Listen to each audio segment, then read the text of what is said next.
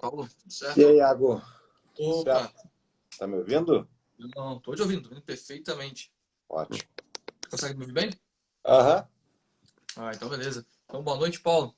Boa É a noite. primeira vez que a gente tá tendo um papo assim, P2P, né? Pra entrar no Aham. papo do Bitcoin. Então, como é que tá aí a tua linda Porto Alegre? Tudo Tá certo? Por aí? tudo certo. Tá meio nublado, mas vamos lá. Chegando o verãozinho. Ah, De onde é que então, fala? eu falo de São José, do lado de Florianópolis, né? O famoso cara que não consegue comprar imóvel em Florianópolis mora aqui em São José, né? E É a quem foi para famo- Florianópolis já passou por São José, né? Então, é a quando famosa você pega a Via tranqueira. Express, vira para a esquerda ou direita, você está passando por São José. É aquela que dá tranqueira sempre na frente ali de Floripa, né? Ex- Exatamente, exatamente. Cidade que ninguém liga, né? Tem cidade de baixo, tem a Palhoça, tem São José que ninguém sabe onde começa e onde termina, Uhum. né? Mas é isso aí. Bom, Então, muito obrigado pelo convite. não, claro. Então, faz tempo inclusive, que eu não faço uma live aqui. Geralmente quem faz é o Gabriel, né? Inclusive ele ia entrar hoje, só que ele não pôde. A gente também tentou, né, para os bastidores, a gente tentou colocar pelo PC, mas perguntei para ele e tal, para todo mundo. Cara, é uma burocracia, tem que pegar um outro site, te dar um link, e Uhum. aí tu baixa um programa, assim, então vamos fazer por aqui. Espero que Uhum. tenha, teu celular esteja direitinho aí, espero que espero que tu não esteja segurando ele aí. Não, não. Catei um Tá até lugar aqui bom preocupado pra com ele. ele, Tudo tá segurando. Mas beleza. Então, pessoal, vou apresentar. Eu sou o Iago, como o Paulo disse ali, eu moro em São José, né? Então estou entrevistando o Paulo hoje. Hoje o tema é sistema Fiat, né? O sistema Bitcoin, né? Creio que Fiat todo mundo conhece esse termo. Não é o Fiat, né? Carro, né? A Fiat não é tão poderosa assim. E então, né, a gente está falando aqui para um público, né, creio eu, que já foi introduzido, mas ainda não teve, vamos dizer assim, a Red Pill, né, a famosa pílula vermelha. Né? Então, nós vamos abordar vários temas aqui, né, vamos tentar ser o mais simples possível, mas dependendo das perguntas, como tiver ainda, a gente tentar também aprofundar um pouco mais no tempo, né, no tema. Como o pessoal diz, entrar na toca do coelho, né? É um buraco que você entra e nunca mais sai. Uhum. Então, Paulo, né, mora no Rio Grande do Sul, economista, então pode contar um pouquinho da sua história aí, Paulo, já para introduzir aí. Tá, beleza. Bom, chamo Paulo, né? Sou economista formado em 2009 pela PUC Rio Grande do Sul, aqui em Porto Alegre. Eu sou consultor empresarial, tenho uma consultoria chamada Proteus Associados e eu tenho o Tapa da Mãe Invisível desde outubro de 2018, junto com o Júlio Santos. E eu me formei em economia com alguém, tipo, a faculdade que eu fiz é a típica faculdade brasileira de economia, muito keynesianismo e com toques marxistas. E quando eu me formei, eu já estava, sabe, não gostava mais de economia, tipo, queria me formar só para me fazer, porque o meu objetivo sempre foi ser empreendedor, ser empresário e tal. Então, a faculdade era um caminho, era uma maneira de aprender alguma coisa de útil, né? Mas na metade do curso eu já perdi, já ganhei um desgosto bem grande, assim, porque tinha algo naquele curso de economia que, ao meu ver, não fechava a equação, eu não sabia o que, que era exatamente.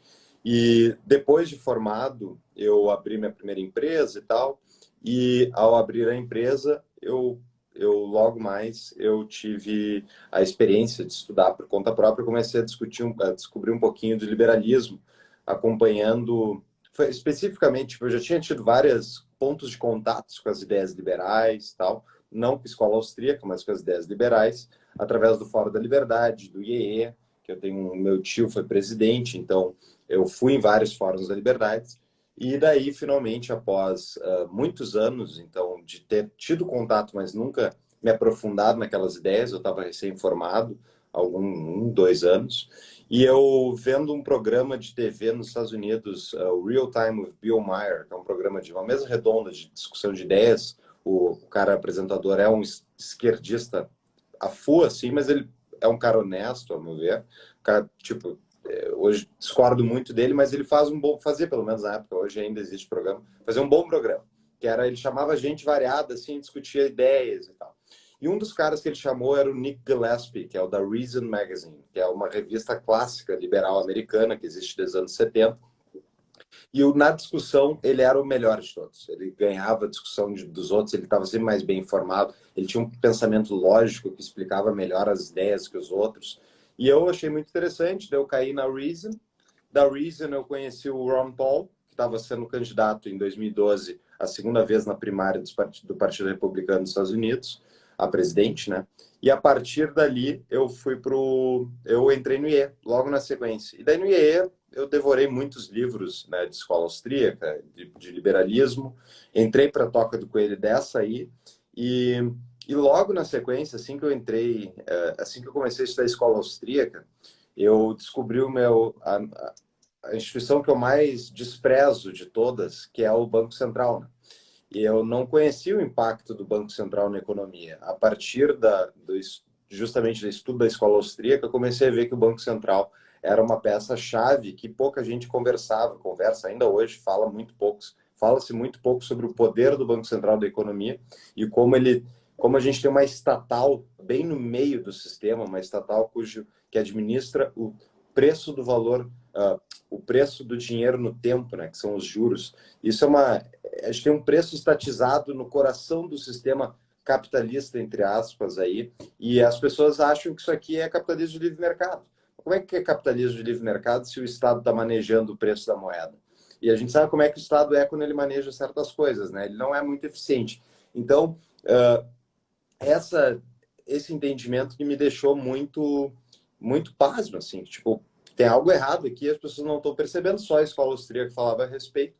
E assim se passaram muitos anos até eu vir a descobrir Bitcoin, que daí são as outras pessoas ao redor do mundo que têm a mesma preocupação, entendeu? Pelo menos no início. Bom, Exatamente, graças a... Não, é verdade, graças à internet que a gente está aqui, né? Provavelmente, se não houvesse internet, a gente ia achar que a gente é um maluco, né? Provavelmente a gente seria ainda igual acho. tem aqui. Então são uma comunidade de malucos, psicopatas, né? Como tem uma matéria Pois é. falando, né? Mas exatamente, até aquele exemplo, né? Que a professora chega e fala, vamos combinar, vamos falar que essa pasta aqui é verde, né? A pasta é azul. Ela fala, aí pessoal, essa pasta aqui, essa pasta verde, o cara acha, pô, essa pasta é azul. Ele começa a confrontar, chega uma hora que ele vê que ninguém tá com ele. Ele, cara, na verdade eu vou, ou eu sou daltônico, né, tem alguma coisa errada, eu vou ficar na minha. E graças à internet a gente encontra esses outros malucos, esses psicopatas, assim, né? O pessoal que é na toca do coelho, e que dá pra gente conseguir bater esse papo e ver que a gente não é sozinho, né? E essa história é até interessante, né? Eu costumo ouvir o Tapa da Mão Invisível, né? Também procuramos aqui no Expresso Libertário, né, contar opiniões que não são conhecidas na mídia tradicional também, né? Uhum. Legal. E é parecido também com a tua história com a do Ulrich, né? Parece que o Ulrich também ele aprendeu sobre economia austríaca vendo o Ron Paul, né? Quando ele foi para fora, né? E teve contato, né? Com a economia austríaca. Então, até para te perguntar, Paulo, eu sei que os economistas eles são bastante rasos, né? A nossa educação, no geral, é bastante rasa, né? Você fazer média, passar, ter o diploma e é isso aí, né? Como a gente diz, a teoria é uma coisa, a prática é outra. Né? Parece que a universidade e o mercado têm assuntos completamente dissonantes, né? Parece que não seguem uma linha, né, conjunta. Né? Até onde um economista hoje, que tu conhece, sabe do mercado Fiat? Porque o mercado Fiat ele é complexo. Né? Não é igual o Bitcoin, que cada um tem um Bitcoin, vai trocando, você vai fazendo juros ali, como disse, né? Os juros é a taxa de preferência temporal da sociedade, né? A taxa é o preço no tempo. Né? Uhum. Hoje você tem CDI, tem depósito interbancário, você tem depósito compulsório, é um sistema todo complexo, título de dívida e tal. Será que todos os economistas sabem disso? Entendeu? Eu acho que as pessoas sabem partes da equação, né? Não é uma coisa que, ao meu ver, preocupa muitos economistas, e isso é uma falha, acho que gritante. Vamos lá, o Brasil quando fez a mudança de moeda para o real e coisa do tipo, as reformas que o governo FHC fez foram justamente uma tentativa de controlar o gasto público desenfreado que estava justamente sendo pago via inflação, né? Então, a partir do Plano Real acontece essa normalização assim e a institucionalização das políticas macroeconômicas que se demonstraram muito úteis e válidas dentro desse sistema. Porque esse sistema é estatal, mas ele tem uma lógica e ele tem um certo funcionamento. Tá? Eu acho que ele tem incentivos perversos que levam ele a ser destruído no longo prazo, mas tem como manejar bem esse sistema. E um exemplo, não acho que seja fácil, tá? Eu acho que politicamente ele sempre vai ser atacado, mas na prática, os economistas estudam essas regras macroeconômicas, como é que funciona na prática, né? O Banco Central independente é melhor do que um Banco Central não independente. São duas formas de atacar o problema pelo Estado, né? E uma é melhor que a outra. É melhor fazer superávit primário do que não fazer superávit primário, ou seja, o governo gastar menos que arrecada. É importante. Só que isso tudo são regras relacionadas ao governo, ao funcionamento da máquina, que a maior parte dos economistas, especialmente no exterior, eles aprendem. Tipo, eles aprendem que matemática básica funciona. Tu não pode ter um governo que sempre gasta mais do que arrecada. Isso tudo, ao meu ver, é a situação de como a maior parte dos economistas se enxerga. Assim, acho, pô, olha, se o governo não estivesse gastando mais dinheiro que arrecadasse, se ele tivesse, sabe, responsabilidade fiscal, se ele fizesse isso, fizesse aquilo, o sistema funcionaria. Então, quando eles enxergam na prática o problema hoje que a gente tem, tipo, eles dizem, não, isso é porque as pessoas não estão, tipo, o governo tal fez isso errado. Tipo, na prática, tiveram pessoas que abusaram do sistema, ou seja, porque queriam politicamente se favorecer, ou por outras razões, mas, tipo, tem uma lógica para o negócio. Agora, como Bitcoiner, o que eu enxergo é que essa lógica é falha, porque ela é uma lógica que presume que os agentes vão sempre agir de forma positiva ou preocupados com o correto, digamos assim. Mas na prática não é assim que funciona. Na prática, a política e a demanda política... Agora, temos uma campanha aí presidente, o governo Bolsonaro fez o regime, como é que eles chamam? O regime de exceção, aí, justamente para o ano, para poder gastar acima do teto. Ele fez a PEC Kamikaze e outras coisas que simplesmente é o quê? É pegar e botar mais endividamento em cima dessa conta, né? Isso é uma coisa que governos da América Latina, de forma geral, sempre gostam de fazer e empurrar a peteca para frente, né? Então, esses economistas mais mainstream, ao meu ver, eles olham isso e dizem, ó, não está dando certo por causa disso, por causa desse cara. Eles não pensam que o problema é ter o poder de emitir a moeda de forma monopolista por parte do Estado. Por que não? Porque free banking e bancos livres, tipo, um sistema financeiro sem regulação, não passa pela cabeça dessas pessoas. E isso é por quê? Porque é ensinado que o século do liberalismo econômico, que é o século XIX, ele falhou. Ele gerou monopólios, ele gerou a necessidade de leis de antitrust, um monte de coisa. E isso vem lá na primeira cadeira que o cara faz na faculdade de economia, história do pensamento econômico, tocam lá isso, dizem, ó, falhou, tá aqui a solução. Tem esses bandos de caras aí que falaram um monte de coisa, eles nem citam os austríacos, né? Eles citam lá, na minha faculdade era o Friedman, eles é citado, e outros caras assim, mas tipo, ó, não deu certo e é por isso que a gente tem o sistema atual. E daí enfia-se na economia o conteúdo da economia como é vista hoje. Então o pessoal, ao meu ver, eles não enxergam muito.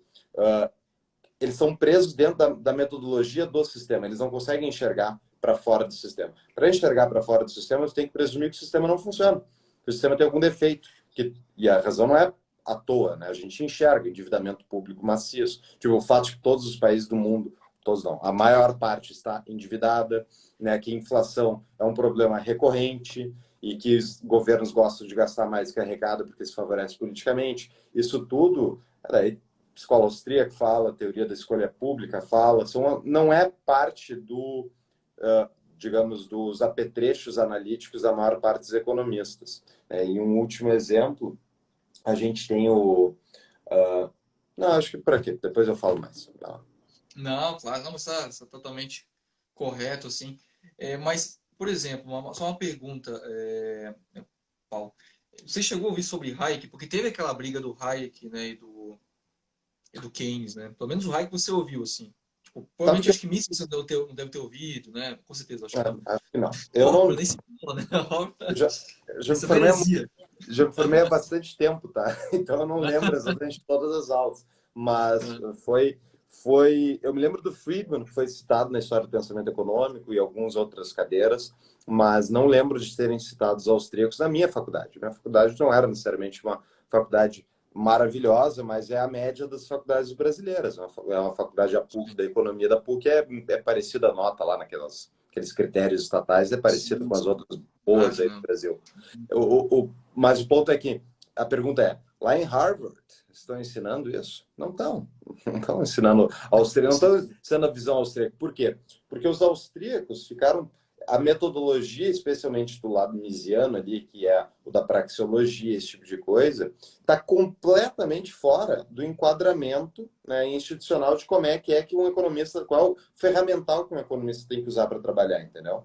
Então é a econometria que se usa, não é praxeologia, análise da ação humana, porque a Sim. praxeologia é uma coisa específica dos austríacos. Então, está completamente diferente. Para eles, para os economistas mainstream, os austríacos são os band heterodoxos, e somos mesmo heterodoxos comparados a eles, né? Que se põe na mesma, põe junto ali com os desenvolvimentistas, com os keynesianos, tipo, uma parte dos keynesianos, com os Uhum. marxistas, né? Não é parte do framework do aceitável da economia hoje. E é por isso que não é nem discutido. Não vai ter nunca uma cadeira de praxeologia como parte central do curso, porque a média do mercado de economistas não está lá. Agora, a pergunta é por que a média dos economistas... Tipo, por que a economia tem esses economistas mainstream que foram completamente para outro lado, que tem toda uma metodologia própria? Tipo, eles são... Por que eles se tornaram dominantes e não os austríacos? Porque, ao meu ver, o século do agigantamento estatal, que foi o século XX, que foi justamente o crescimento desse estado de bem-estar social, né, toda essa mega estrutura, esse inchaço da máquina pública, ela deu muita oportunidade na máquina para economistas. O Banco Central, Ministério da Fazenda, CAD, isso, vai botando, sempre tem uma vaguinha para o economista. Daí tu precisa da Fundação de Economia e Estatística que tinha aqui no Rio Grande do Sul para fazer cálculos econométricos sobre como é que é a política industrial que o governo do estado deveria fazer para reindustrializar o Rio Grande do Sul ou coisas do tipo. E isso passa a ser necessário, digamos assim, dentro da economia, porque do lado de fora, né? Porque tu não tem necessidade de usar uma política industrial, na minha visão, se tu está cobrando total de impostos 10%, que seja 20% de impostos da população no ano. Com 20%, se a indústria no Brasil pagasse 20% ao ano de imposto, tinha indústria full, não tinha problema nenhum. Só que como tu está Exato. cobrando 35%, 30%, e o resto do mundo está cobrando 25%, tu precisa fazer uma política industrial para tentar consertar, né, fazer esses círculos transformar num quadrado para conseguir caber, para conseguir ter a Exato. indústria ao mesmo tempo que tu não tem ela. Então, tipo, essa lógica toda favorece, ao meu ver, os economistas que vão trabalhar para o sistema. Seja na máquina diretamente, seja dando um amparo à máquina. Né? Tu precisa da universidade, né, treinar um bando de economistas para virar ministro da Fazenda. Né? Um dos professores meus lá no início da faculdade falou: vocês todos aqui estão sendo treinados para serem ministros da Fazenda, só que só um de vocês talvez chegue lá, o resto não vai ser. Mas esse é o treinamento. E pensando assim na lógica do próprio do Keynes, né? Vamos gastar mais para reaquecer a economia. Na prática, funciona no curto prazo. Se o governo agora toca-lhe dinheiro, né, antes da eleição, tipo por 6 meses, tal, antes da inflação vir, ele toca injeta dinheiro, a economia vai subir, ainda mais porque PIB mede também gasto público, né? Então, vai explodir, tipo, aumenta as expectativas dos agentes, fica de que a economia está melhor, né? É um ciclo, muitas vezes inflacionário, inclusive se é financiado com inflação, que acontece, e, tipo, na prática funciona. O problema está no longo prazo, no médio e longo prazo, quando a conta desse negócio chega. E daí foi um baita de um desperdício. Então, politicamente, tu não está pensando no longo prazo, está pensando na sobrevivência agora do projeto de poder que a pessoa está apoiando. Entendeu? Sim, sim, exato. Pô.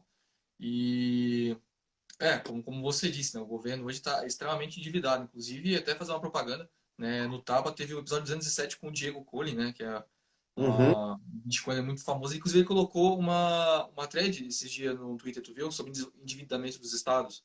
Não, Um não bagulho vi. absurdo, assim. Tava colocando sobre a receita e endividamento, inclusive essa questão da taxa de juros americana, né? Tá subindo bastante e isso também torna a própria rolagem da dívida mais cara, né? Isso pode Exato. acabar quebrando os países. Inclusive, o euro está sofrendo bastante com isso, né?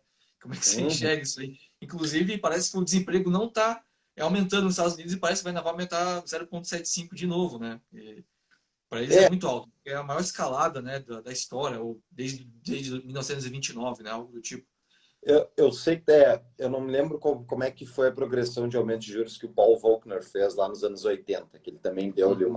uma canetada e subiu os juros rapidamente, e levou a economia para uma recessão. Só que depois limpou, né? Limpou os excessos que se acumulam no sistema Fiat, justamente pela impressora monetária nunca ser desligada. E a partir daí, desde então, realmente a gente viveu um mundo que se globalizou. Isso aumentou a divisão internacional do trabalho, isso aumentou a produtividade da economia absurdamente, né? Isso gerou crescimento econômico e justamente tirou 1 bilhão e pouco de pessoas da miséria no Sudeste Asiático. Isso tudo foram eventos de produtividade privada que se favoreceram também de injeções de dinheiro público na parte do sistema monetário que foi injetando dinheiro a full. Por quê?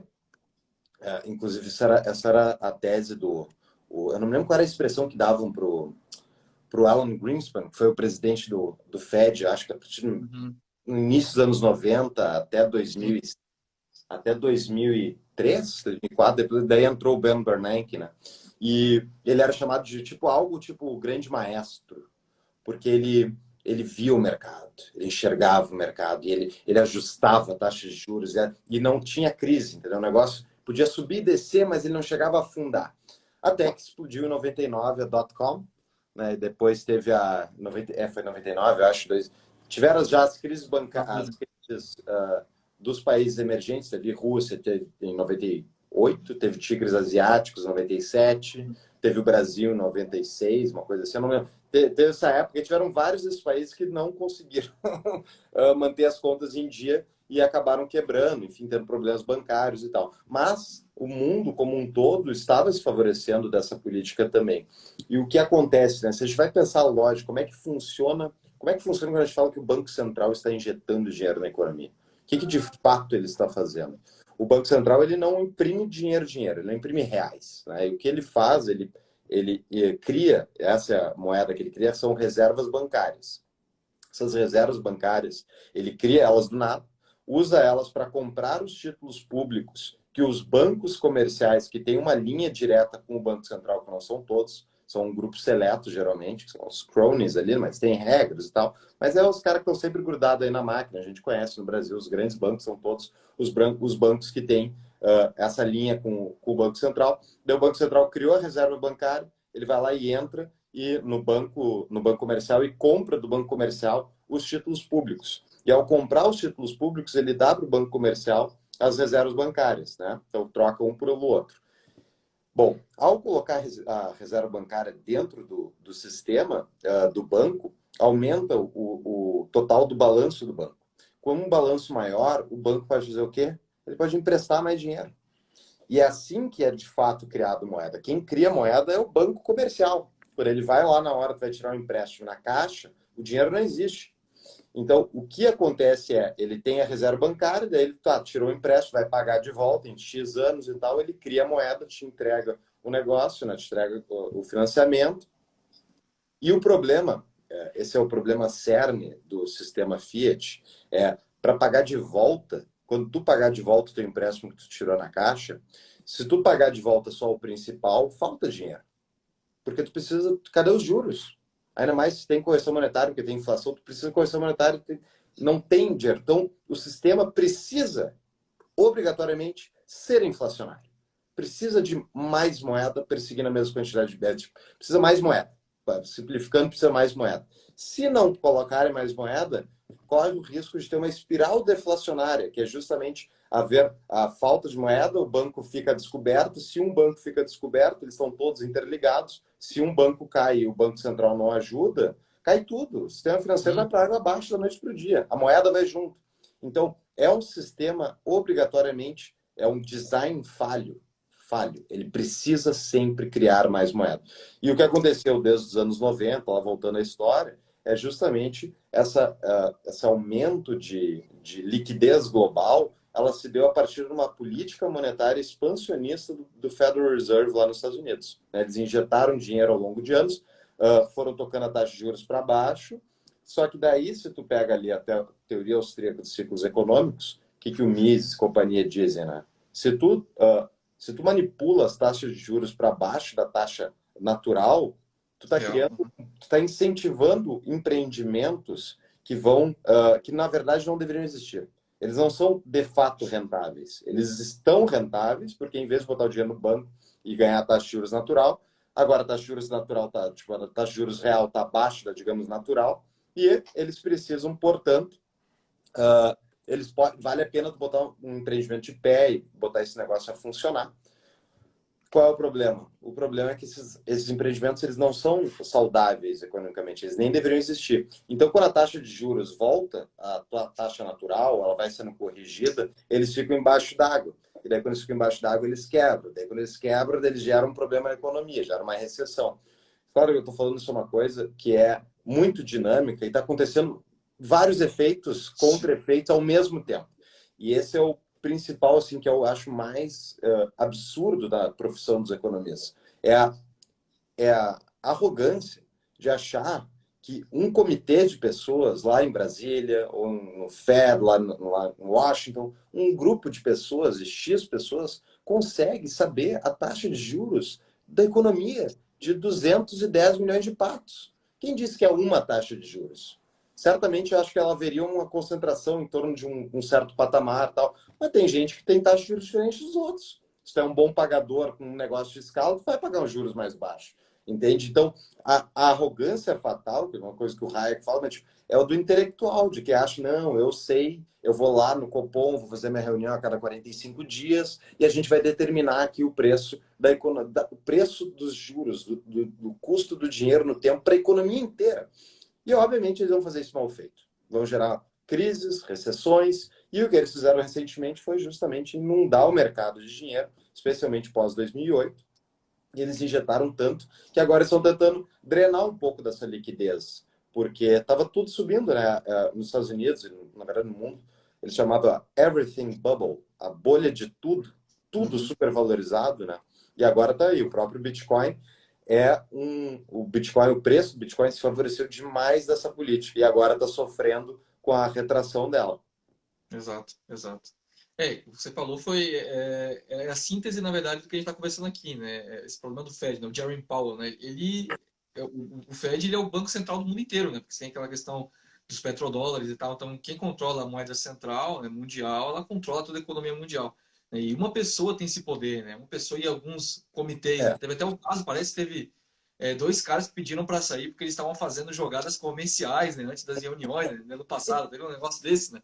Pra tu ver, né? Um sistema que ele é feito para falhar. E tu tem ainda a própria corrupção humana, né? Aquele problema do Estado, né? São homens mandando em homens, né? Sendo que homens são maus. Então, poxa, também são pessoas também que têm ganância, também lutam pelos próprios interesses, buscam os seus próprios fins. Então, acho que as pessoas também não vão também buscar o interesse próprio, mesmo estando ali, vão pensar no bem coletivo. Com certeza não. É como tu disse, um sistema que é feito para dar errado, né? É exatamente isso. E o Banco Central, o existente Banco Central, isso favorece demais a máquina pública. Tem três maneiras de... Desculpa, erva mate. Tem três maneiras de fazer o governo se financiar, né? Impostos diretos, impostos indiretos, que nem inflação, e o terceiro, o endividamento. Eles estão sempre entre essas três, né? A inflação é fruto do Banco Central. O Banco Central que emite moeda e decide se vai ter inflação ou não. Endividamento, Banco Central de novo. Daí tu tem...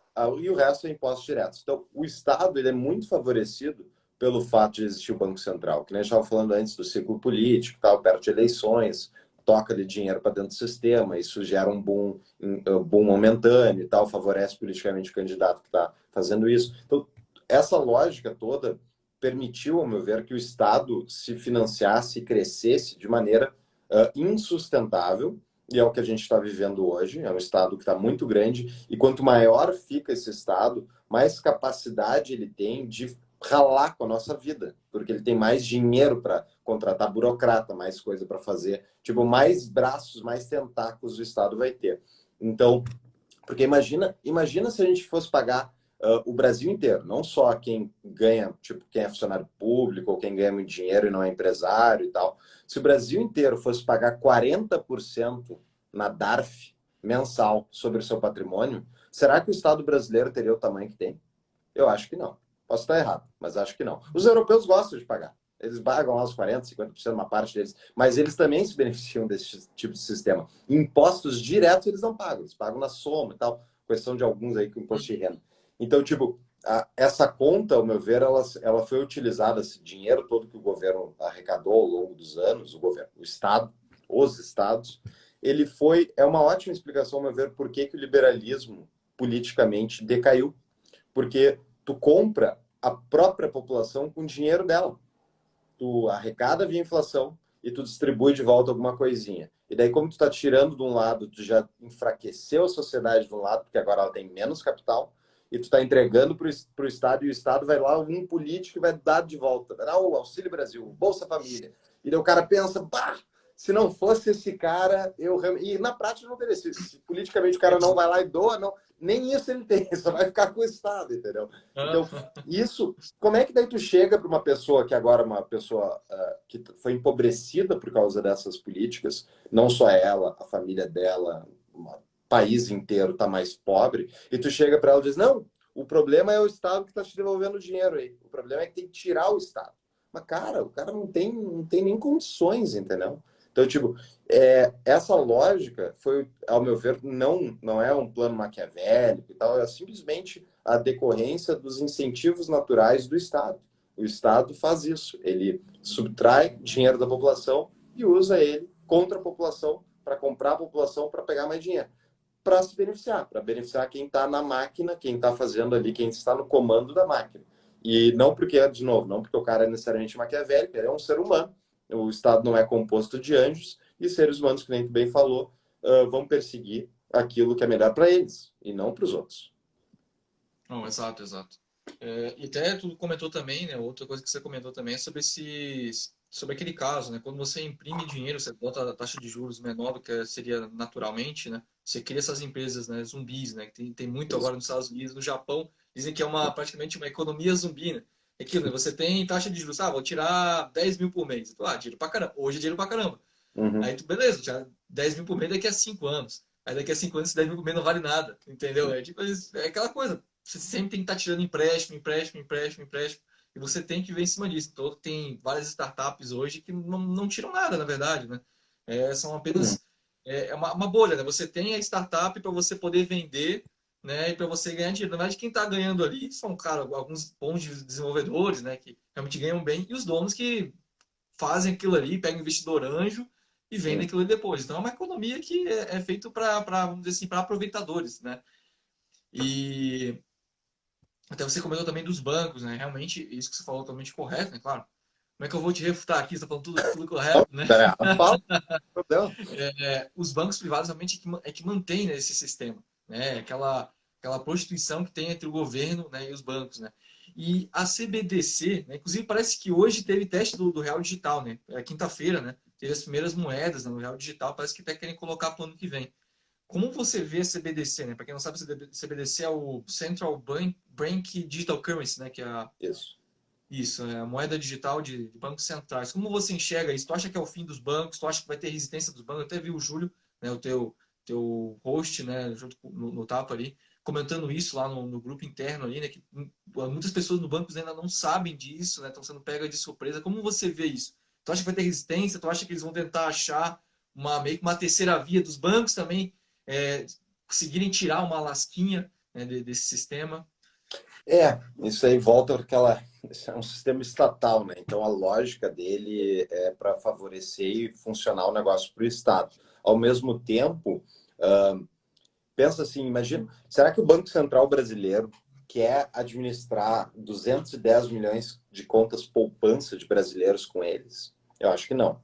Acho, pelo menos eu torço que não, mas talvez eles realmente acreditem nisso. Mas nos Estados Unidos já existe essa discussão também, obviamente, no mundo inteiro, mas nos Estados Unidos existe uma resistência muito forte por parte do próprio Fed contra isso, e a razão é porque, primeiro, é uma bucha pegar toda digamos, tirar os bancos, vamos fazer CBDC direto, pagar um CDI bom ali para o cara botar o dinheiro na CBDC, deixar ele preso dentro do nosso sistema aqui no Banco Central, e a partir daí a gente poder fazer, pensando aqui como Banco Central, poder fazer política monetária, né, deu crise, insolvência, vontade de... Tipo, na lógica deles, o problema do sistema atual parece ser de que ele não tem controle suficiente sobre o sistema.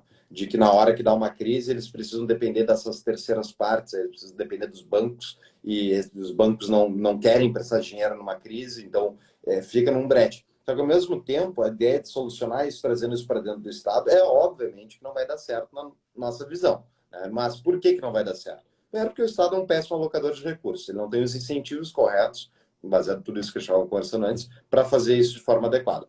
Mas isso não quer dizer que eles não tentem. Qual é o problema principal da CBDC? Primeiro, é um risco de privacidade. É um risco muito grande de privacidade. E as pessoas não valorizam privacidade. E isso é enfim, fruto do nosso tempo aí. Eu acho que é uma pauta que vai vir forte nos próximos anos. Já tem gente falando a respeito, mas é uma coisa que a gente ignora porque a gente não sofre muitas consequências de não cuidar da nossa privacidade. Então, a preocupação não está aí. Agora, a partir do momento que o Estado detém os custos, detém o dinheiro da população, ele sabe o que está passando daqui para lá, ele consegue acessar isso de alguma maneira, isso é um problemaço, porque eles vão abusar disso. Em algum momento, alguém vai abusar disso. Lembra quando teve o caso isso já faz muitos anos, teve o caso do caseiro lá que pegou, que era o caseiro que cuidava da casa em Brasília, onde o pessoal fazia safadezas, né, libidinosas ali, e tinha o caseiro da casa, na época do governo PT, inclusive, lá era o Antônio Palocci, era um dos caras que organizava e tal. O pessoal se encontrava na casa, levava mulheres da noite, coisa do Um tipo. restaurante, não? Não é um restaurante que já chegou a Eu acho que era fechar? uma mansão, assim, eu não lembro perfeitamente, mas enfim, tinha esse caseiro, tinha o cara que cuidava disso e via o negócio. E daí ele denunciou, quando deu a crise lá, ele saiu e denunciou. E daí eles quebraram o sigilo do cara. Tipo, eles não foram para a justiça, eles simplesmente acessaram as contas bancárias do cara e descobriram que o cara tinha uns depósitos lá. E daí botaram na mídia, né? Justamente mostrar que o cara tinha sido comprado. E era uma história perfeitamente honesta do cara, o cara tinha recebido um dinheiro de herança, uma família. Então, tipo, tudo certo, mas os caras foram lá da noite pro dia para se favorecer, para tentar dizer que o cara era um inimigo político e por isso que ele estava fazendo aquilo, que era mentira, para, sabe, atacar a reputação do cara. Facilmente eles acessaram os dados bancários do cara e usaram isso, tentaram usar isso politicamente. Imagina isso em larga escala para 200 milhões de pessoas. É óbvio que em algum momento algum partido que não tem escrúpulos vai se aproveitar disso. Esse é o problema principal. Ao mesmo tempo, a CBDC é uma solução para eles, daí pensando, né, botando o chapéu de alumínio aqui, pensando numa situação de extrema dos caras que realmente sabem que o sistema está ralado, que eles precisam de um reset, e o que eles podem fazer? Os caras mais inteligentes deles devem ter olhado o Bitcoin e as próprias criptomoedas e tal, e enxergado, esses caras vai ser um risco, porque as pessoas podem simplesmente passar a transacionar aqui e o controle nosso fica mais difícil, então a gente tem que criar um incentivo estatal para que o cara venha para dentro da CBDC. E eu não duvido que eles façam isso, mas aí volta para o problema, que a mecanização, a entrega do produto é muito difícil. Os bancos comerciais fazem muito mais do que guardar o dinheiro da população. Eles fazem a disseminação do crédito através da economia. Se tu tirar o depósito, o banco, como é que o banco vai emprestar dinheiro? E eu estava ouvindo, 2 dias atrás, eu estava ouvindo justamente, acho que um podcast do Saif Dinamuz lá, e ele estava com um cara falando sobre CBDCs. E o cara falou, eu sempre tive opinião assim, CBDC, meu Deus, vai ser um inferno na Terra. E daí ele falou, não, vai ser um inferno na Terra mesmo. É por isso, eles vão estragar tudo. E as pessoas vão ir para o Bitcoin, vai ser ótimo para o Bitcoin. Porque imagina a estatal Banco Central que não consegue fazer muitas coisas de forma adequada, mantendo o controle da moeda de toda a população e distribuindo crédito. É planejamento estatal, é planejamento centralizado. Esse negócio não funciona, nunca funcionou, não vai funcionar. É problema de cálculo econômico. Então, tudo isso está dentro da moeda estatal, está dentro desses planejamentos. Vai gerar muito sofrimento para a população incauta, mas talvez o pessoal aprenda a importância de uma moeda sem censura. Exatamente, né? É aquela falsa esperança, né, da instituição que não é capaz de tapar um buraco na sua rua, vai te dar saúde, educação, segurança, vai É, controlar a moeda que você usa muito bem, né? Com certeza. é, É, essa eu acho muito boa, né? Os caras realmente olham se nada estatal funciona, e eles dizem, não, o negócio é que o Estado tem que cuidar só da saúde, segurança e educação. Pô, o mais importante. exato. Só o essencial, exato. Até gosto daquela do Friedman, que é um bagulho bem simples, né? Um lápis. Pô, mas você tem grafite, você tem madeira, você tem um design, você tem transporte, você tem gente para fazer administração, gente para controle logístico. Olha só, olha um carro, por exemplo, que é uma coisa, vamos falar comum para todo mundo, é uma coisa que você vê na rua. Uhum, Quantas empresas, quantas pessoas estão ali dentro, entendeu? Todas elas através, buscando fins, né? E usando outras pessoas, fins de outras pessoas para buscar aqueles fins, todas de forma voluntária. E tem ali um parasita, né? Que é o Estado. Né? E é até interessante, né? A CBDC, muitas pessoas falam até de uma distopia, né? Orwelliana, né? Isso aí falam que, por exemplo, como é tokenizada, ela poderia até servir para inflar, né? E gerar deflação, né? No tempo, né? Como dizer assim, vamos criar um token e aí você tem que gastar esse token até mês que vem. E eles conseguem uhum. fazer essas modificações na economia, né? Conseguem aquecer e retrair a economia. Quando a gente vê que pode ser feito, isso é absurdamente tem como, não tem uma palavra assim, eu não consigo pensar uma palavra que consiga descrever isso, né? Dá Um medo, né? controle absurdo, exato, é absurdo, né? E o Pix é meio que isso, né? Ele é um próprio CBDC, né? A gente já tem, né, raízes, né? A gente já tem um primeiro passo, né? Se Uhum, não, talvez o penúltimo passo para a gente já estar nessa situação, né?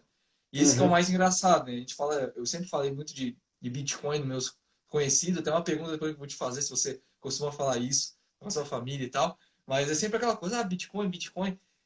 Só se preocupa com o Bitcoin quando o Bitcoin está subindo, né? Aí quando perde, né? E você quem colocou dinheiro, você é o demônio na terra, É, você não. Aquele lá, aquele lá. O cara até evita ir no churrasco de família para eu vou ficar falando mal do cara. Né?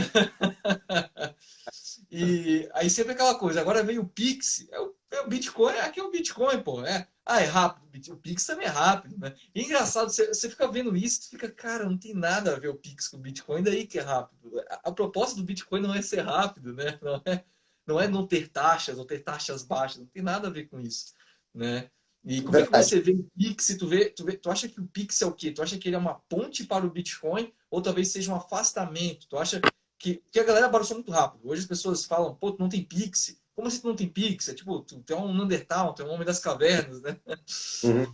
Olha, eu acho o Pix, eu tenho preocupação, obviamente, quanto à questão das informações que estão passando lá dentro. Eu não sei como é que estão, não parei para estudar profundamente o Pix, mas na prática está passando por algum mecanismo estatal, então isso, ao meu ver, já é um alerta.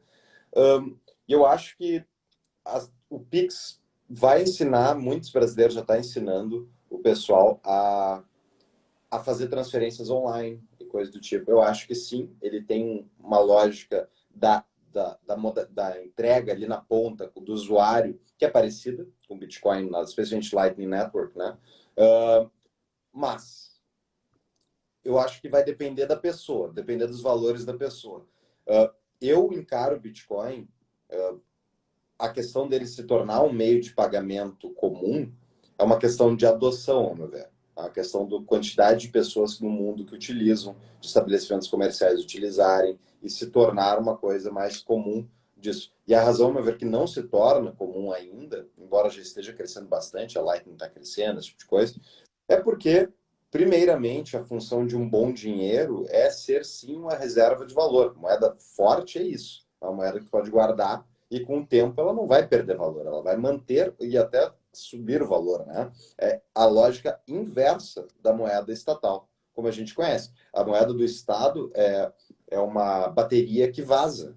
Ela vaza X% ao ano, entendeu? Então, tipo, é horrível tu manter patrimônio nela.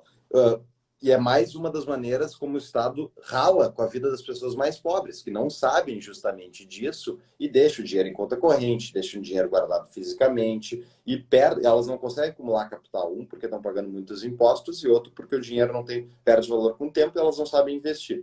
Agora, o Bitcoin, ao meu ver, ele vai passar primeiramente pelas fases, a primeira fase maior vai ser justamente da reserva de valor. Né, que é ao longo do tempo a quantidade de pessoas comprando Bitcoin vai aumentar e está aumentando, e as pessoas começarem a guardar uma parte do seu patrimônio em Bitcoin.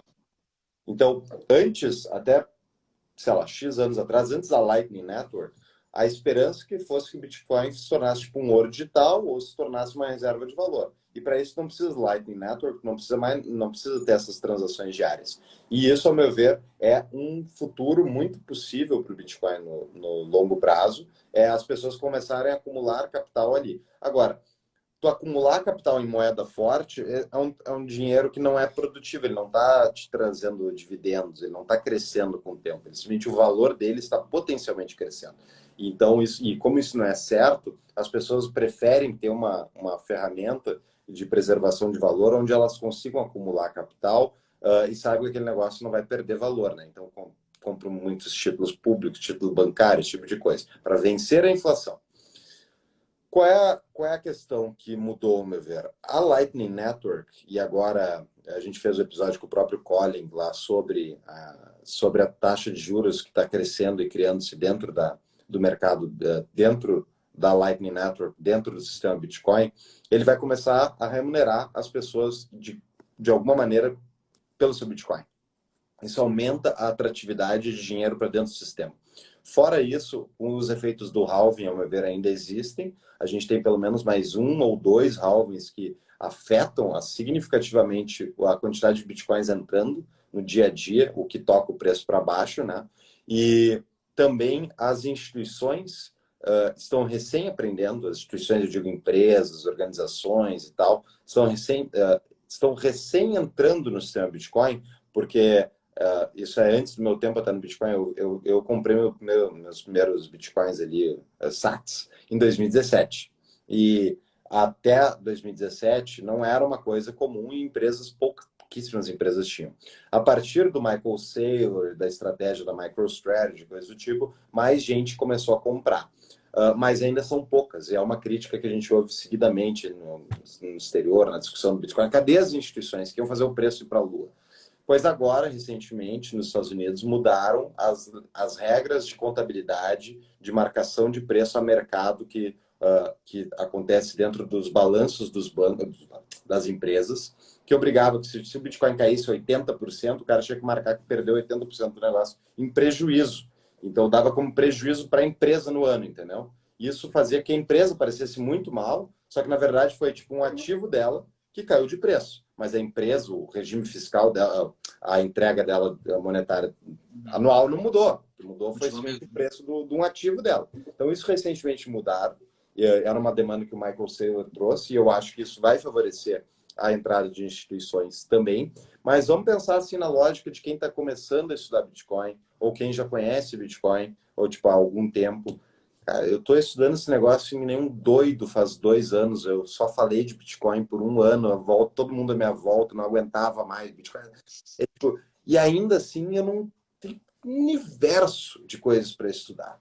É muita coisa. Tu precisa dominar tudo para comprar um Bitcoin e guardar numa hot wallet? Não, não precisa. Não. Mas vamos pensar que uma instituição pesada para entrar, botar muito capital dentro, elas não vão fazer, muitas não vão fazer aventuras, elas precisam ter algum entendimento do negócio. Então, toda essa jornada de aprendizado sobre o que é Bitcoin, como é que se guarda, tudo isso é uma coisa que a população tá lá no limiar da discussão. A discussão, ninguém está falando em Bitcoin no Brasil, é só nós e as outras 4 pessoas que estão aqui. E tem mais um grupo na internet. Não é parte do discurso, não é parte da mensagem do dia a dia que as pessoas estão preocupadas. Elas estão preocupadas com outras coisas. E isso dá-se justamente pela quantidade de pessoas que tem dentro daquela comunidade que profundamente estudaram o assunto e conseguem falar com propriedade e mostrar para outras pessoas que vale a pena apostar em Bitcoin. Então, a maior parte da população nem entrou, nem sabe. Então, isso, ao meu ver, é um conhecimento que as pessoas vão adquirindo ao longo do tempo, e isso vai favorecendo que, ao longo do tempo, vai ter mais gente dentro que vai comprar e guardar Bitcoin. Qual é o problema que houve com a queda de preço recente, ao meu ver? Foi as pessoas que venderam o Bitcoin, elas não sabem o que elas tinham na mão. Elas não sabem. Elas achavam que é um ativo, que nem outra sobe, desce, é isso? Tipo, assim como elas não sabem fazer a escolha de ações, entendeu? Agora, o cara que comprou vai passar X anos. Quando o preço explodir, o cara que manteve, ele vai ficar, foi o que aconteceu comigo. Eu conheci Bitcoin em 2013 com o Ulrich. E eu não comprei. Ah, muito difícil, vou estudar isso depois. Cara. E eu primeiro pensei, o Estado vai matar certo. Isso não tem... Burro, né? Achei que o Estado seria eficiente. É óbvio que era um erro. Não matou. Só que eu não estudei, não comprei. Quando eu comprei em 2017, foi o quê? Foi justamente com o início do halving ali, o início da subida de preço. Ele voltou para a mídia e deu, tá, agora eu vou comprar. Fui lá e comprei. E o que acontece? Eu só parei, vou estudar de novo, vou estudar, não estudei. Passaram-se 3 anos e pouco, pá, preço lá nas subidas. Tá, meu Deus, era isso, eu tinha que ter estudado. Então agora eu estudei, investi um capital maior e tal, e estou, me apaixonei pelo sistema Bitcoin. Então, isso, ao meu ver, é uma jornada de pontos de contato, da primeira aplicação, que levam-se vários anos até o cara entender que aquele negócio, olha, não só é real, mas como ele tende a valorizar muito por longo prazo. Mas, não estou dizendo para comprar Bitcoin. Faça sua própria pesquisa. Esse é o básico, né, que é justamente necessário para o pessoal conseguir não entrar só porque alguém está falando. Tem que entender o negócio. Bom, eu falei tudo isso para dizer o quê? Eu acho que a adoção vai continuar crescendo. O pessoal vai acabar... muita gente que comprou agora e está embaixo d'água com essa última compra aí nos últimos 2 anos. Aqui no Brasil deve ter um monte de gente. Eu tenho amigos, familiares que fizeram isso. E deve, tipo, é bem o que tu falou, né? Pô, o negócio, cara, daqui a 2, 3 anos, o negócio vai ter subido muito acima do preço de compra deles, eu acredito. E daí o cara vai dizer, não, tá, faz sentido. E daí tem aquele interesse de estudar mais, entendeu?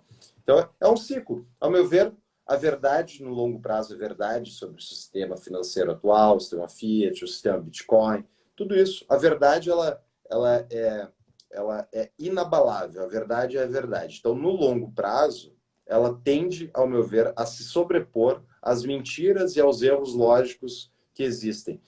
Só que para isso requer uma sociedade aberta, né, que consiga falar sobre os problemas e tal, requer grupos e pessoas pensando. Senão a verdade é soterrada embaixo do Estado. Não, com certeza. É uma sociedade aberta, até dar uma alfinetada aqui, né? Por enquanto tá aberta, né? Vai que o Alexandre de Moraes Tá aí pede pra gente deixar. É aquela coisa, Bitcoin, sei nem que é isso, né? Hoje não, Receita Federal, hoje não. E até essa frase que você citou, né? A frase até, acho que é o Francis Bacon que fala, né? A verdade é filha do tempo, né? Não da autoridade. Chega uma hora que... Legal. Né? Chega uma hora que ela aparece, né? Não, Uhum. não tem como. Até como você estava citando ali, né? Sobre a questão do preço, é uma coisa tão lógica que as pessoas às vezes não entendem, né? Esse é o problema da nosso sistema educacional. Quando você tem produtividade, por exemplo, como você tem os eletrônicos hoje, né? Tem até um livro, acho que é O Preço do Amanhã, que é um livro que fala sobre isso, né? Que como os eletrônicos estão ficando cada vez mais baratos. Quando maior produtividade, a tendência é que as coisas ficam mais baratas. E não é isso que acontece, né? Você não vê o pobre tendo 2, 3 carros, né? O pobre viajando para a Europa, você não vê isso. Mas a produtividade aumentou absurdamente, né? A gente chega para aquele ponto, né? O que aconteceu em 1971, né? O que o Nixon fez em 1971? E ali praticamente a resposta de tudo, né? Para quem nunca ouviu, ou nunca ouviu falar, seria bom procurar. Tem no YouTube, tem até um site, né? Acho que é What Happened. É What the Fuck Happened. WTF Happened em 71. É isso aí. Não, e só que 71 já foi o último corte, né? Foi o final do que tinha de padrão ouro, né? Mas ele já tinha sofrido ataques lá com Bretton Woods e lá atrás na criação do Fed, do banco, e quando o Banco da Inglaterra cortou o ouro também. Então, tipo, a gente vive 51 anos de experimento Fiat puro sangue, no sentido de que é moeda que é emitida pelo Estado, e Fiat, né, para quem não sabe, Fiat, no início da Bíblia, lá, a primeira coisa é Fiat Lux, né, em latim, porque é faça-se a luz. Então, Fiat é faça-se, né? Então é um decreto. E é isso, nosso dinheiro é um dinheiro por decreto. E o Bitcoin é um dinheiro por associação voluntária, né? Então são lógicas completamente diferentes. Mas o que eu digo de Fiat puro sangue é que em 71, justamente com o corte do padrão ouro final aí que o Nixon fez lá nos Estados Unidos, ele permitiu esse agigantamento que a gente estava conversando antes, do que o Greenspan pode fazer, de expandir monetariamente, né, a base monetária dos Estados Unidos, e inundar o mundo de dólares. E isso aí tudo é filho justamente de 71. E como é um sistema insustentável, a pergunta sempre é quando é que implode. E tem muita gente que já errou muito achando que ia implodir antes do tempo. Essa é a grande questão. Essa é a pergunta aí de 100 trilhões de dólares, que é o mercado de dinheiro, literalmente de moeda, né? Global. Que hoje o Bitcoin tem 0,5%. Então, nem isso. Então, tem um potencial upside, se a gente tiver certo no mais extremo de que o Bitcoin se tornar a moeda, é enorme. Agora, a questão, ao meu ver, não é o Bitcoin se tornar necessariamente a moeda de uso corrente que mais importa. O que mais importa é onde é que as pessoas deixam o dinheiro delas, onde é que elas guardam o dinheiro por longo prazo. E se a pessoa deixa em Bitcoin uma parte do seu patrimônio, e essa soma de pessoas guardando, pessoas, instituições, coisas do tipo, é o que vai levar para a valorização a longo prazo. E é finito, né? Isso aí é uma coisa que não tem comparação, entendeu? O real, dólar, todo esse negócio, não tem comparação. Os negócios, tipo, o que tu vai guardar dólar no Brasil? Vale a pena, porque o real é uma moeda que consegue ser pior que o dólar. Agora, no longo prazo, é melhor fazer investimentos do que tu guardar dólar embaixo do colchão. Agora, mais que isso, né?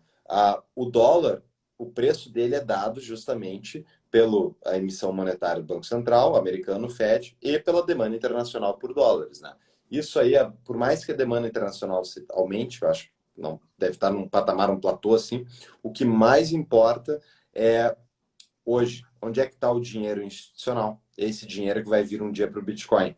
Ele está preso dentro de regras que dá AAA, né? Tipo, 3As lá para investimentos de alto nível, alto padrão. Esses investimentos, que daí as seguradoras, empresas pesadas internacionalmente podem colocar dinheiro, ou o próprio governo, eles dependem justamente dessas classificações de risco.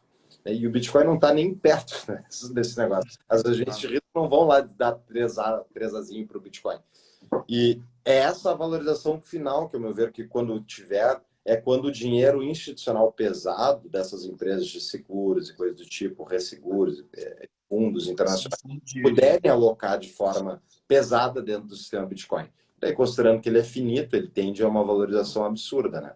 Mas faça a própria pesquisa, né? Porque vai que eu falo tudo isso, daí amanhã descobre um bug que ninguém nunca tinha visto, improvável de acontecer, e o Bitcoin tem um problema. Eu acho que não vai acontecer. Faça a pesquisa. Mesmo que acontecesse, ainda seria muito superior, né? E até eu tava até pensando aqui agora, né? Que a gente tava falando um pouco do padrão ouro, né? Padrão ouro tem um livro do Rothbard, né? Que é chovendo molhado, né? O que fizeram com o nosso dinheiro, né? Que ele fala isso, tem o padrão barra ouro, tem várias coisas, né? Teve até a tirada do ouro da população em 32, 33, né? Agora só pode usar uma barra mesmo, acima de 10 quilos. Se você tem menos que isso, não pode, né? Vai ser confiscado. E é interessante, né? Que como a gente vive, realmente é um dinheiro de mentira, né? Porque o que você vai fazer com 100 reais, 200 reais, né? Que o Paulo Guedes criou. Você vai lá no banco, você dá 200 reais. O que você recebe? Duas de 100, quatro de 50, né? É isso, não recebe nada. Ao menos o ouro você tinha como trocar algo, né? E essa é até a questão da moeda. A moeda é isso. Ela é um produto na sociedade que ele é demandado por todos, né? Assim como veio o sal, né? Veio o ouro. E a gente também está vendo o Bitcoin, né? Tanto que até muitas pessoas, né? O Leta, o Diego, né? Vários Bitcoins falam sobre isso. Falam que o Bitcoin é energia, é informação, né? Então ele tem um valor também. Não, essa palavra aí, valor intrínseco, não é tão certa, porque não existe meio que valor intrínseco. Mas ele tem realmente um valor dele mesmo, né? Que, tipo, por exemplo, é tornar a energia que é desperdiçada no mundo e gerar moeda, né? Então, é uma coisa interessante, coisa que o nosso dinheiro não faz isso hoje, né? É Ele uma é um coisa que é dinheiro. pouco falada, né? Uhum. Oi? É Desculpa, uma coisa que é pouco falada isso, né? Que é reutilizar essa energia, né? O lixo, né? Tem vários exemplos, né? Pessoas queimando, pegando metano, pegando um monte de coisa e minerando Bitcoin, né? Coisa que não vale nada, praticamente, né? Pro mundo, né? O Bitcoin ele resolve vários problemas, né?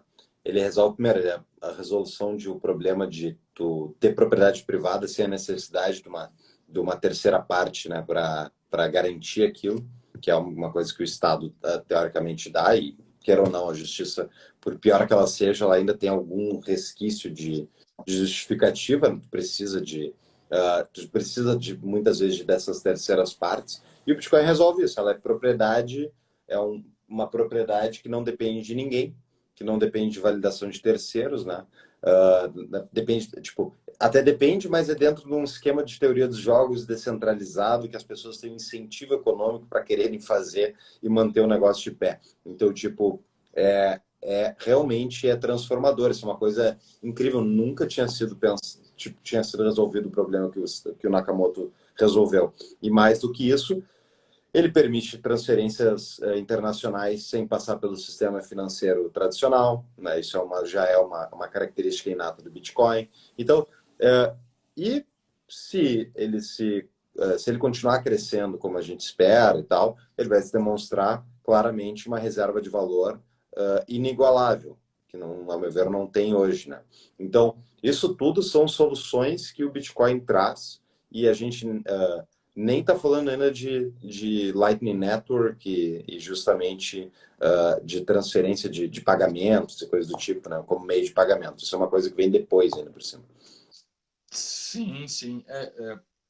Tu já teve experiência com o Swift, né, Paulo? No passado, Já? muito atrás, mas faz É. muito tempo que eu não uso. Mas sim, ele é demorado.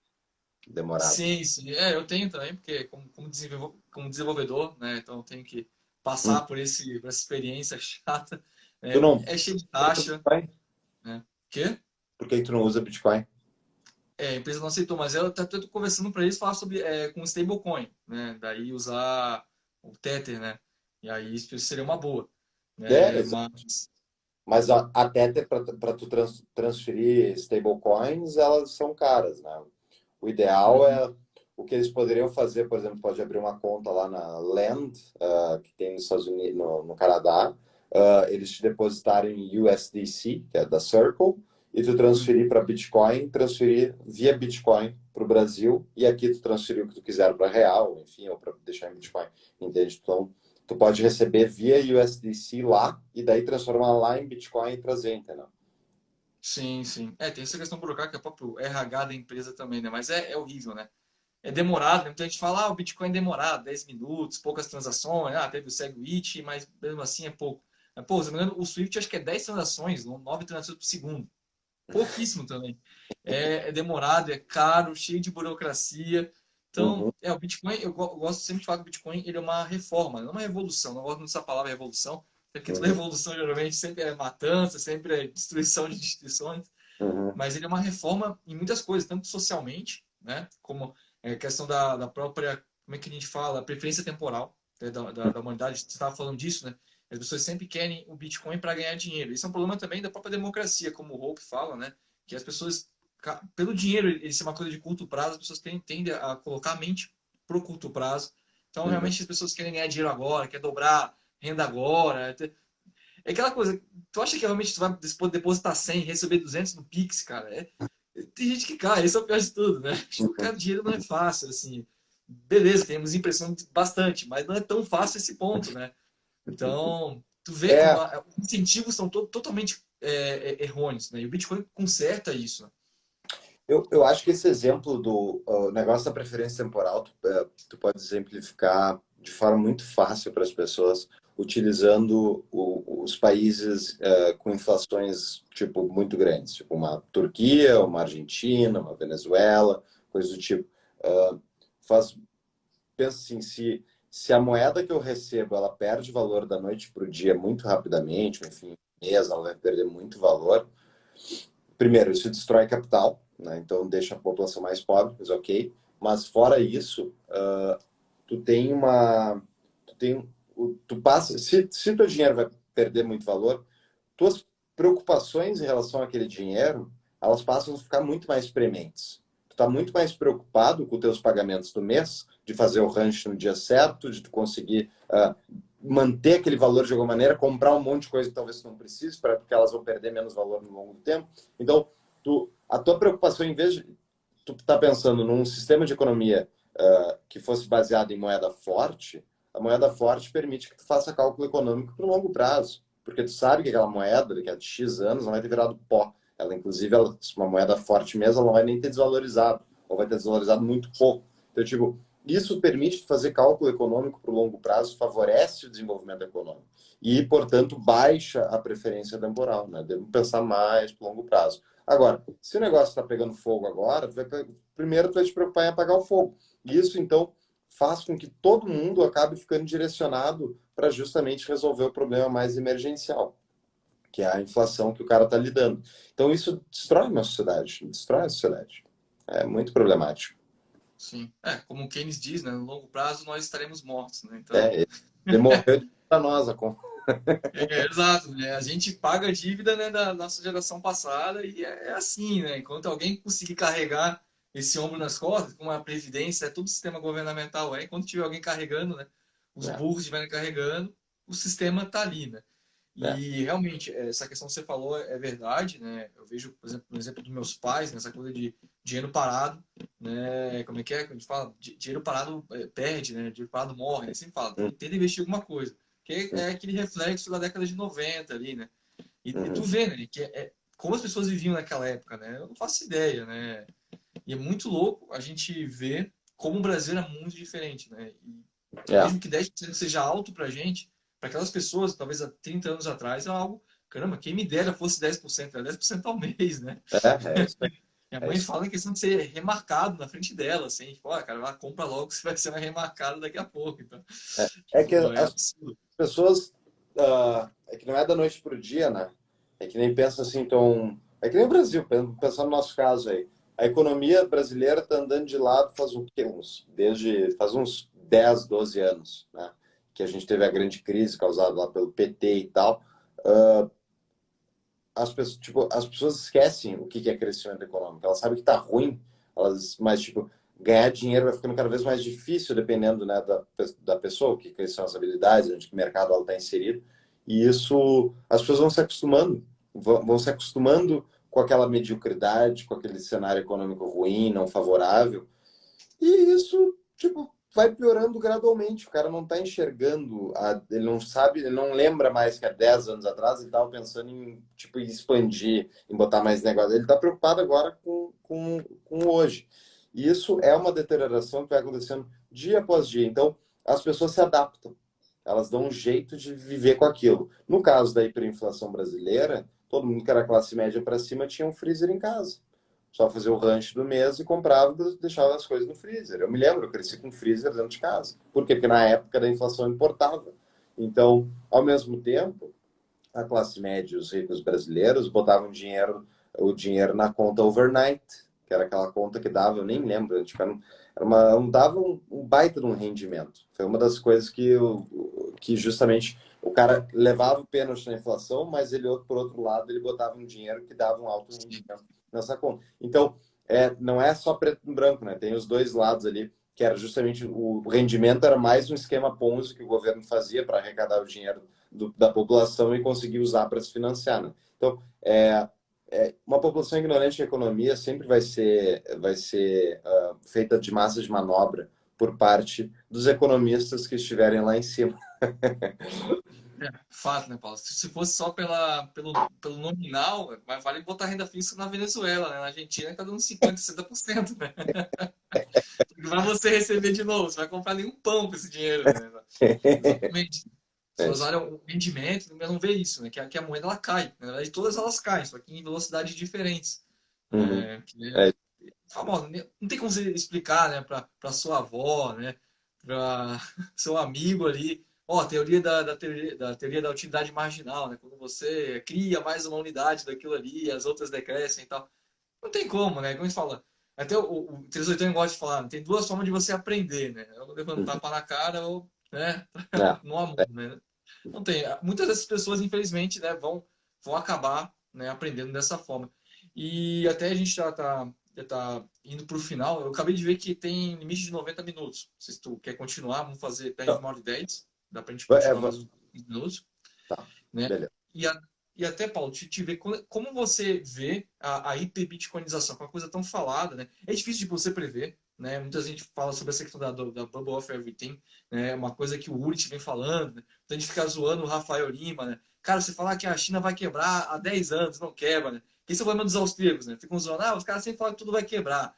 Mas, Uhum. o relógio quebrado, até o relógio quebrado chega a acertar. Mas é aquela coisa, né? Ninguém tá dando data, né? A gente está dando os indícios, né?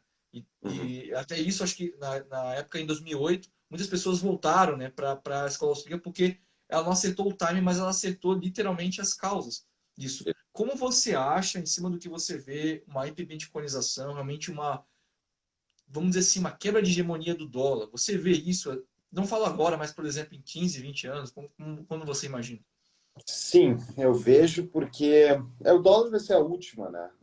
Quando o dólar implodir, já vai ter implodido todas as outras, porque o dólar é o sistema dominante, é a moeda com mais penetração global aí e tal, e ela é calcada na capacidade da economia americana, né? O lastro que existe do dólar é o lastro da economia americana, da capacidade do governo americano de arrecadar tributos e pagar o endividamento que eles têm.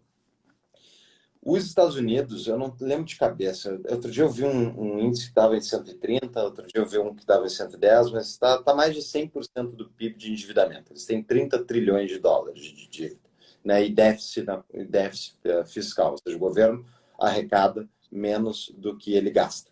Então, se tu tem mais de 110 ou 130%, não lembro de cabeça, mas acho que talvez seja 130%. Acho que 130% de endividamento sobre o PIB, só tem uma moeda que sobreviveu sem dar calote na população até hoje, que é a moeda japonesa, o ien. As outras todas, elas sofreram algum tipo de default. Elas deram algum tipo de default. Então, no caso do dólar mesmo, nos anos 70, lá, não era isso aí, mas ela deu um default ali. Quando o Nixon cortou a taxa para o ouro, ele foi um default nas pessoas que justamente estavam apostando naquela âncora, digamos, que existia para o dólar. Mas o ponto é, por onde é que acontece uma hiperbitcoinização? Esses países todos que estão endividados, muitos acima de 130%, eles entram no que se chama uma espiral de dívida. Porque a capacidade de pagamento de taxa de juros desses países, né, para rolar essa dívida, porque eles não pagam, só rolam a dívida, ela é limitada porque tu está com déficit de conta corrente, está gastando mais do que tu arrecada. Então, tu não tem condições de pagar uma taxa de juros muito elevada, porque tu já não tem orçamento hoje, já está gastando mais do que arrecada e é por isso que está endividado. Tu está emitindo mais dívida para justamente conseguir pagar o dia a dia de hoje. E isso, a partir de certo ponto, a taxa a partir de certo ponto o endividamento fica tão grande que tu vai ter cada vez mais dificuldade de conseguir financiamento nos mercados, né, para financiar a dívida, que é o que está acontecendo hoje em dia com o Fed apertando a taxa de juros, está havendo falta de compradores dos títulos públicos dos países não Estados Unidos, porque eles eram favorecidos justamente por esse excesso de liquidez no negócio.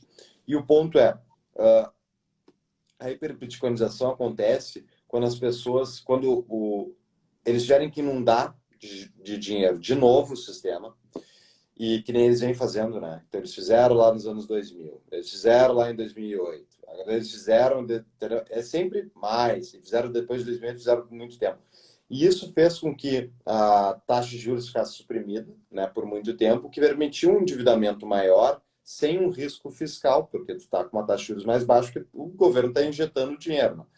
Na prática, a partir do momento que tu tem inflação, que nem está acontecendo, tu tem que subir a taxa de juros, tu sobe a taxa de juros, mas daí o governo gasta mais que arrecada e não tem capacidade de pagar aquela taxa de juros muito elevada por muito tempo.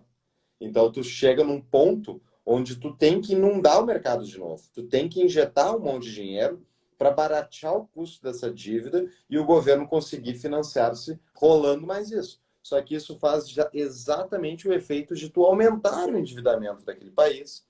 Se tu está num cenário de inflação elevada, que nem agora, por exemplo, agora seria horrível se eles tivessem que imprimir mais dinheiro para votar. Então, eles estão tentando segurar justamente por isso. Se eles injetarem dinheiro num mercado que está hiperaquecido por causa de inflação e coisa do tipo, por causa de crise de petróleo, um monte de coisa, tudo isso faz com que tu botar mais fogo em cima do fogo, entendeu? Então, hoje, o que eu acho que vai acontecer? Eles vão manter as taxas de juros, vão subir mais um pouco, o Fed e tal.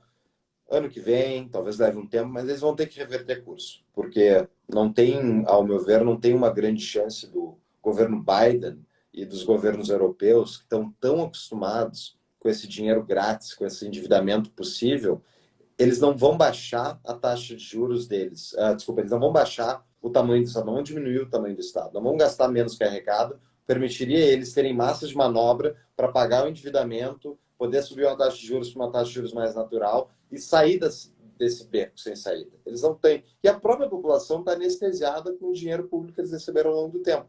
Então, isso, ao meu ver, vai fazer qual é a lógica.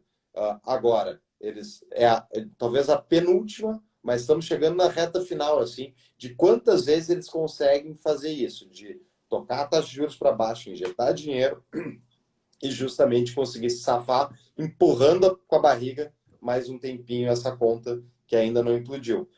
Quando essa conta implodir, é que acontece a hiperbitcoinização. Ao meu ver, posso estar sendo muito otimista, tem inúmeras pessoas que estão prevendo o fim do dólar aí há muito tempo, mas eu acho que conforme os halvings aí do Bitcoin, tem mais dois que eu estava comentando que vão ser impactantes, e a população vai aprendendo o que é Bitcoin graças a essa disseminação da informação e do conhecimento que a internet permite. Eu acho que mais uns 10, 15 anos, a situação fiscal americana vai estar um perrengue maior, eles vão ter injetado mais dinheiro e muito mais gente vai ter aprendido que é Bitcoin.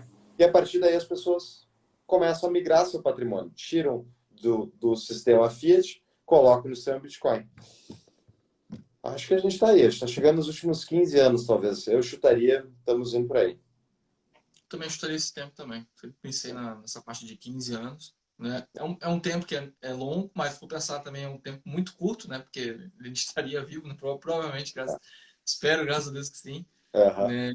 E como tu disse, né? É uma tragédia grega. Né? Talvez a única solução que o Estado teria seria aumentar a produtividade, seria tirar as regulações. Mas é engraçado, né? Que além de ele imprimir dinheiro, ainda tem toda essa pressão de achar que o empreendedor é ruim, de que o Estado tem controlado. Ele mesmo, ele se mata, né? Nem para ser um bom parasita, né? Porque o bom parasita, ao menos, ele não mata a vítima, né?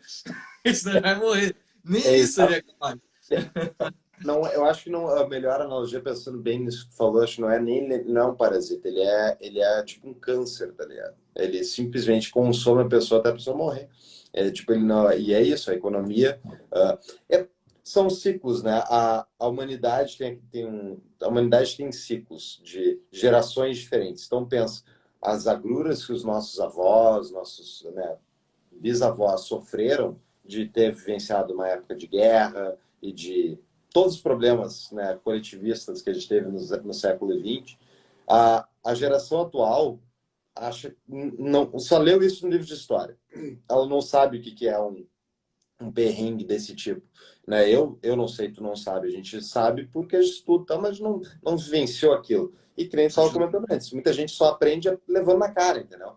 Então, fica muito fácil de tu parar de entender, tu não te preocupar em entender o que gera riqueza, o que cria uma sociedade próspera, quando quando tu tá vivendo com o dinheiro dos outros, com a produtividade alheia, com o conhecimento que foi feito pelos teus antepassados e que necessariamente muita gente não está contribuindo hoje e está simplesmente surfando a onda de uma economia globalizada mega produtiva. Eu vou dar um exemplo bem claro. Os nenéns nem trabalham nem estudam. Isso é um fenômeno puramente atual, fruto de uma economia mega produtiva que permite que o cara seja mantido ad eterno, entendeu? Isso não faz nenhum sentido, mas é a realidade. Então, uma hora a conta chega, entendeu? E daí quando a conta chega, uma parte, né, da população dá double down, dá all-in nas ideias erradas, daí vai para regimes distópicos, autocráticos, e alguns países no mundo onde tem uma comunidade que disseminou as ideias corretas ao longo do tempo, as pessoas, tem um monte de gente que vai ter acordado e vai saber o que tem que ser feito para sair desse buraco, entendeu? E é por isso que eu falo, tipo, até para os bitcoiners, que eu entendo o Bitcoin, o Bitcoin vai dominar o mundo, não precisamos fazer nada, ele vai dominar o mundo. Ok, mas se isso é verdade, tem minhas dúvidas, que ele se é tão automático. Mas o mais importante é, se a população local não aprendeu, não entendeu, ela não vai tomar a decisão de comprar Bitcoin na hora certa. Ela vai fazer um monte de outras coisas ruins que vai gerar uma população pobre por muito mais tempo no longo prazo. Então, precisamos educar e trazer as pessoas para dentro do sistema, entenderem como é que funciona, ou entender a economia, entender o liberalismo, para entender tipo, o Ron Paul fala isso, são os remanescentes, né? Então, o que a gente está fazendo aqui não é para salvar a República Brasileira do governo PT, o governo Bolsonaro disso. Não, é para as pessoas entenderem o que é o jogo que está sendo jogado com o dinheiro delas, entendeu? Então, Exatamente, é por aí. exatamente.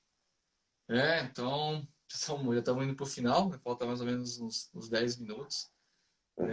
E tá, foi ótimo bater papo contigo, Paulo. Primeira vez assim Você- que eu vi, sempre te ouvindo, né? E é muito bom poder ter esse conhecimento agora, né, ao vivo. Tem gente vendo agora, parece que tá tendo uma live do Bolsonaro. Hoje eu fiquei sabendo. Cada um vê aquilo que interessa, né? Mas, Isso mas, é. é, mas é, é como tu disse, né? É muito difícil, né, as pessoas aprenderem isso aí, né? É tipo uma revolta de átomos, não sei se tu já chegou a ler, Paulo, mas é exatamente isso. Meio que o Bitcoin é o John Galt, né? Porque no final do livro, né, dando um spoiler aqui, a sociedade ruim e eles vão pro vale. Tipo É. isso, né? Algumas pessoas vão ser salvas, né? E algumas vão ter que, né, se virar nos 30, né? Essa é a grande verdade, né? E aquela coisa, né? Não tem como a gente ensinar todo mundo. Não tem como. Né? Infelizmente, isso vai vir, como tu disse, essas últimas gerações elas não sentiram isso na pele. Né? Talvez os filhos daquelas pessoas, como viram os pais, né, falando, tem mais valor, mas nós, eu mesmo, ainda mais no Brasil, que é um país que não tem guerra, né? É muito difícil, a gente vive isso, né? O sonho de todo mundo é ter uma profissão no Instagram e ficar milionário, né? É. Pra tu ver, ninguém quer produzir, né? Ah, Essa, então isso, essa é a cara. grande verdade. É produção de conteúdo. Ah, É, são, tem coisas que são frutos da modalidade econômica que a gente tem hoje, né? Essa cultura de live e viver disso e tal. Mas na prática, a internet vai tornar todo mundo um empreendedor na internet, de certa maneira. Todo mundo vai ter rede social, ou boa parte da população vai ter rede social, e conforme as pessoas entenderem o poder que traz a internet para tu aumentar a tua capacidade de venda, para tu ganhar mais dinheiro, para tu conhecer lugares, tudo isso faz com que, ao meu ver, vai fazer com que todo mundo se favoreça de justamente se preocupar em ter uma presença digital que seja minimamente profissional, entendeu? Eu acho que é isso que está acontecendo. Todo mundo agora começa a ver, tipo, quem está tentando ganhar dinheiro na internet, o que tu faz? Tu cria teu perfil da empresa, tu cria o teu perfil pessoal e tu faz uma dinâmica entre os dois, sim, né? Porque as pessoas querem, na verdade, seguir a pessoa, não querem seguir a empresa.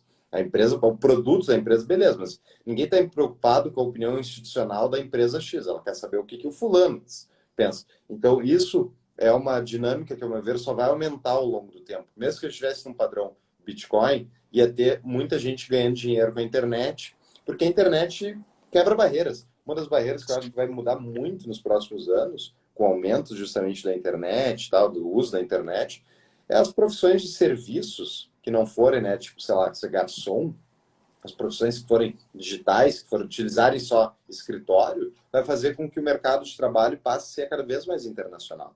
E daí as pessoas não têm mais a obrigação de trabalhar. Tipo, não, tu está trabalhando, tu é desenvolvedor, trabalha para uma empresa do exterior. Sim, Foda-se a CLT, não preciso dela. exatamente. Querem Graças a ficar, Deus. querem ficar com a CLT? Fiquem. Brasileiro quer a CLT, fica com a CLT. Agora, quem não quer já tem uma opção fora, porque no Brasil tu não pode nem não escolher a CLT. Só consegue porque tu está fornecendo serviço para uma empresa no exterior. Então, isso, ao Exatamente. meu ver, vai se favorecer em longo prazo. Não tem um órgão de controle internacional estatal, pelo menos até hoje, que consiga inibir isso e forçar a tu a ficar preso na tua jurisdição dentro da internet. Não tem como. O Estado ele não consegue controlar todo mundo, né? É entropia, não tem como você controlar todas as moléculas ali, é impossível, né? É isso aí. Como a gente fala, a União Soviética só sobreviveu porque tinha um mínimo de mercado negro, tinha um mínimo de desobediência civil. Se fosse colocado na prática, como eu adoro falar, o socialismo não foi implementado, né? Claro, graças a Deus que não, porque todo mundo estaria morto, né? É, Graças exatamente. a Deus, tinha o preços internacionais para poder colocar os preços das commodities, porque se não tivesse preço internacional, ia acabar. Se o mundo todo fosse socialista, até todo mundo morrer, essa é a grande verdade. É, assim, E no Brasil, se cobrasse todo mundo pagasse todos os impostos perfeitamente, não tinha dinheiro na iniciativa privada. Mas, exatamente, exatamente. É, bestialidade. e, Mas só para finalizar, então, realmente, só uma vez para entrar naquela armadilha meio hegeliana, né, de que a história tem um espírito, né, que ela vai caminhar. O Bitcoin eu não acho que ele é inevitável, eu acho que a quebra do Estado, sim. Só que a gente também tem que estar sempre ali reforçando, sempre tentando, vamos dizer assim, evangelizar, né, que seja essa palavra, né, Uhum. mostrar mais o caminho do Bitcoin para que a gente consiga, sim, tornar isso um caminho viável, né, mas eu acredito que, não vou dizer inevitável, mas eu acho que é bem provável, sim, que o padrão Bitcoin, né, ele vai um dia surgir. Inclusive, né, igual aquela citação lá do Seu Madruga, né, devorem os livros. O que você Exatamente. indica para nós aí, Paulo, para fechar? Bom, para quem não leu ainda, eu começaria pelo que o governo fez com o nosso dinheiro, do Rothbard, e depois eu iria para o padrão Bitcoin. Eu acho que são bons. Se tu já leu esses dois, lê o que tu citou também, o Preço do Amanhã, do Jeff Booth. Esse livro, para mim, eu li esse ano, eu achei, mudou minha cabeça, assim, tipo, foi realmente uma quebra de modelo, assim, que ele... E ele, o cara não é economista, né? Por isso que ele enxergou justamente essa dinâmica da inflação versus deflação. Então, eu acho que são três livros aí que dá para o cara começar a entrar nessa jornada. Sim. Então, muito obrigado, Paulo, por esses dois livros, né? Os dois eu já li, inclusive já tem o Red Pill, né, que é do brasileiro, inclusive o Alan já apareceu no Tapa, né? Uhum. E tem também o Desestatização do Dinheiro também do Hayek, mas ele é um pouquinho mais complexo, né? O do Hoffman é muito aberto, né?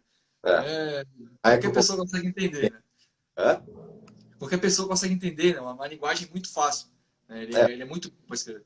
o Rothbard Leon Rothbard, esse é o cara, ao meu ver, que explica muito bem o nosso mundo.